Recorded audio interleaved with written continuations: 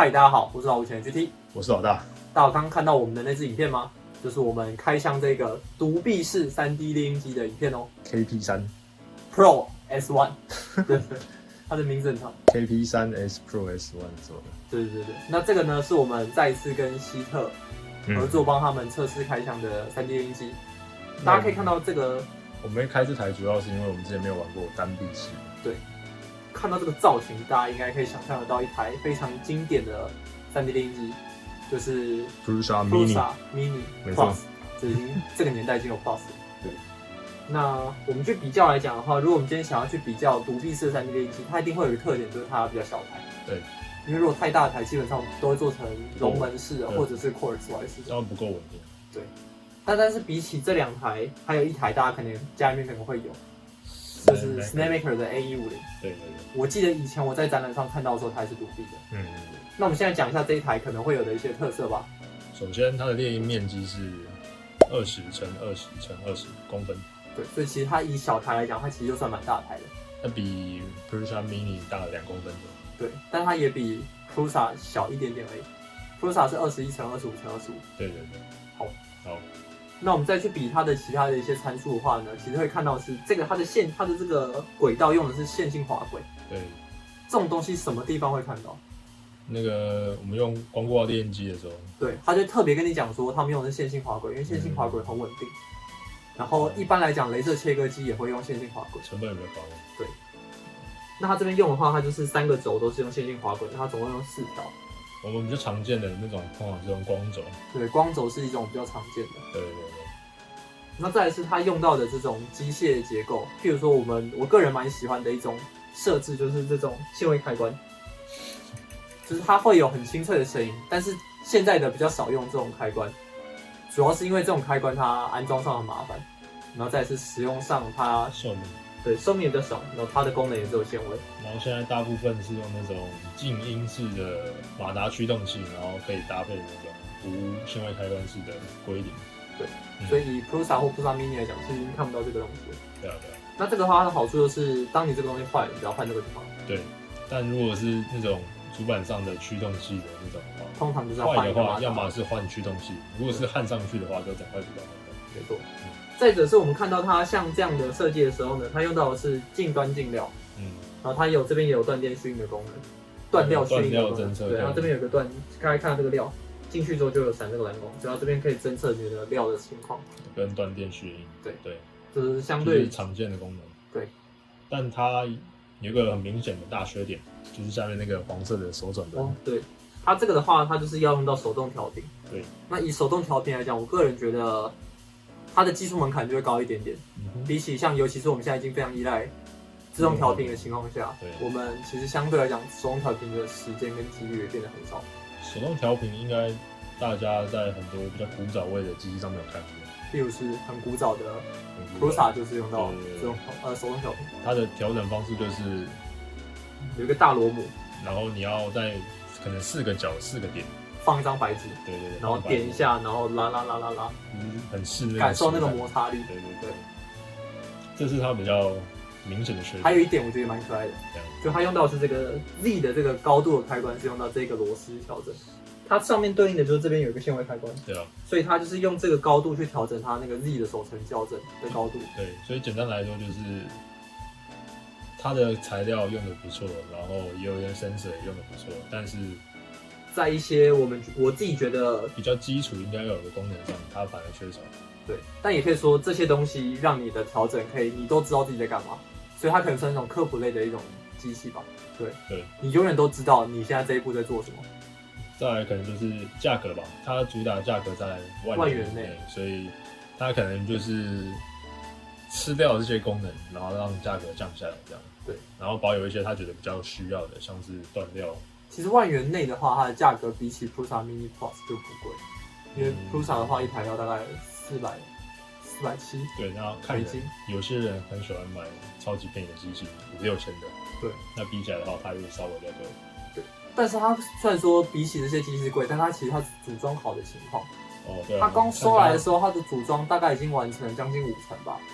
那我们就大概把东西装一装、擦一擦，然后一锁，基本上就已经快完成了。差不多。对。OK， 那我们现在重新开始，试着来操作一些基本操作给大家看吧。好，那我们先从最常见的回原点开始。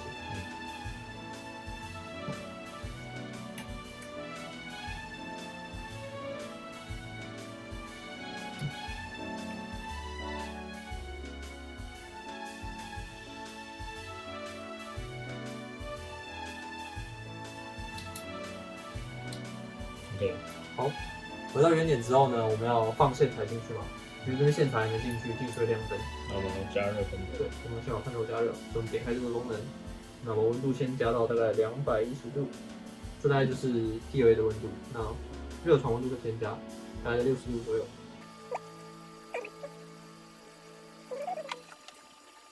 好，到190度之后，我们可以把它喷进去。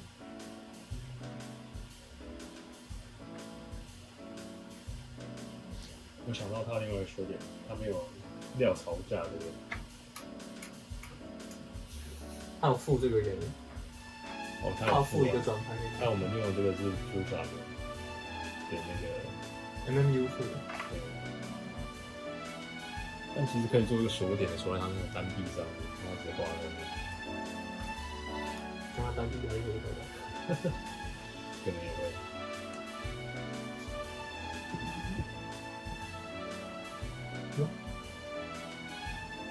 有56。慢慢调一点。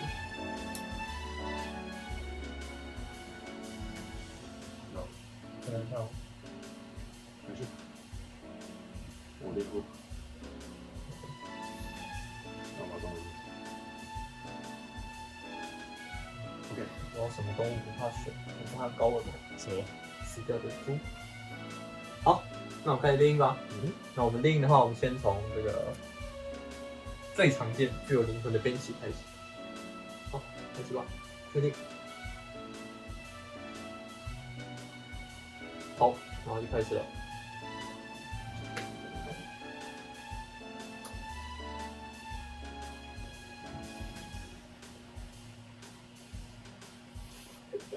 以练速度来讲的话，它练速其实没有很快。跟大家最近常听到的机器什么本部啊，然后 Oren Creality 的对 K1 K1 的，然后 Lauren 系列比赛，它的速度就是像以前的 Fuja 差不多。是不是有个什么200 V400 版，对 V400是。什么200、400， Sorry， 好，我很尊重。那我们就开始印了。那我们最后来看成果吧。它各方面印的都还不错，然后它这边不会有那个 hollow line， 很明显是个接触层。那看起来可能是参数上用的比较小心，所以它这边还是会有牵丝。就温度降下来的话，牵丝的问题应该可以解决。以猎鹰品质来看，其实都还不错，不管是上面的桥接还是这边的这个部分，都还不错。OK， 好，做一下我们正常使用它将近1个月的感想。那我们觉得它本身是一台相对较小的3D 猎鹰机，但是它基础功能都很完善，但是它就是在调频跟这个手程校正的时候用到了一个我们觉得相对于现在的方法比较古早的选择，所以我们推荐给刚入门3D 猎鹰机的朋友，他可能不想要自己完全的从零开始组装，但他又想了解3D 猎鹰机的作动的时候，那其实这一台就可以算是很好的科普，让你去知道3D 猎鹰机的完整运作是什么样子。就是适合给想要半手动的玩家，或是新手玩家，或者是以学校的角度来看，其实他们也蛮适合的。对。但是讲这样，它还有一些其他优点，我觉得不错，就是你们听它那个猎鹰的声音，其实算是很小声的，主要来讲就是风扇的声音。然后它的面积其实20公分乘20公分乘20公分，也不算是特别小，大部分的东西也都可以印，所以也可以满足基本上家里面的一些猎鹰需求，就像印个杯子啊，印个挂件啊，应该都没有问题。轻度的猎鹰需求。对。但如果你是想要印又大的东西，或者是很快就印完的话，这一台可能明就是显比较不适合。对，你可能要去买那种特别适合高速猎鹰的机器。对。但是这种机器通常它的空间要求就比较大一点，它会长得比较大一台一点点。对，所以它适合轻度使用者，不适合重度玩家。就是你如果白天放上去印，你晚上刚好下班的时候可以拿到一个成品，这可能就是它的一些使用场景这样。对，然后价格1万元以内。对，所以以价格来讲，它也不是主打什么重度玩家的。对，那它的好处就是它收到之后，它就已经可以有相当程度的猎鹰品质，所以你只需要组装的过程中又会非常快，所以可能你算是一拿到，基本上就会开始上手去正式进行操作了。对，好，那最后面呢，我们会再花个大概两天的时间印一个月球灯，当做一个长时间猎鹰的比较，这样。对，就是因为如果今天它印的时间都短短的话，我们可能也不太确定长时间之后它的品质会改变啊，或者是它的猎鹰会不会突然间出现一些其他问题。印小东西会有什么问题？对，所以长时间监测其实我们觉得蛮重要的一个环节。所以我们要印大概2天，然后塞满它的高度，对，然后去印一个形状比较复杂的月球灯，对，然后让大家来看一下猎鹰，再看一下阿素的摄影。对。好，那我们今天的影片就到这边，那我们下次影片见，拜拜。按赞订阅加分享。